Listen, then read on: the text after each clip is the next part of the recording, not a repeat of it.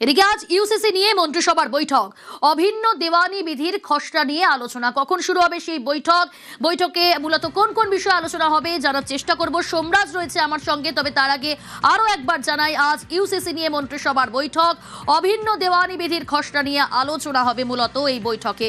কিন্তু কখন শুরু হচ্ছে সেই বৈঠক, এই বৈঠক সম্পর্কে আরো বিস্তারিত জানাবে সোমরাজ রয়েছে সরাসরি। সোমরাজ,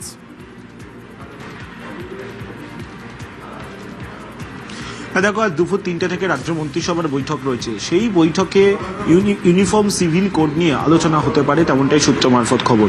ইতিমধ্যেই তুমি দেখেছিলে যে গত সপ্তাহে মুখ্যমন্ত্রী শুভেন্দু অধিকারী তিনি বিধানসভায় জানিয়েছিলেন যে 4 জুলাইয়ের রাজ্য মন্ত্রিসভার বৈঠকে ইউসিসির খসড়া নিয়ে আলোচনা করা হবে এবং সেই মোতাবেক নবান্নের রাজ্য প্রশাসনের শীর্ষস্তরের আধিকারিকদের তরফে ইতিমধ্যেই তার প্রস্তুতি নেওয়া হয়েছে।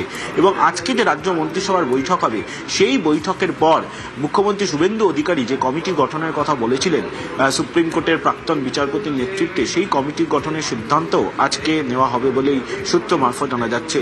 ফলত ইউনিফর্ম সিভিল কোডের নিরিখে আজকের এই রাজ্য মন্ত্রিসভার বৈঠক নিঃসন্দেহে গুরুত্বপূর্ণ হতে চলেছে।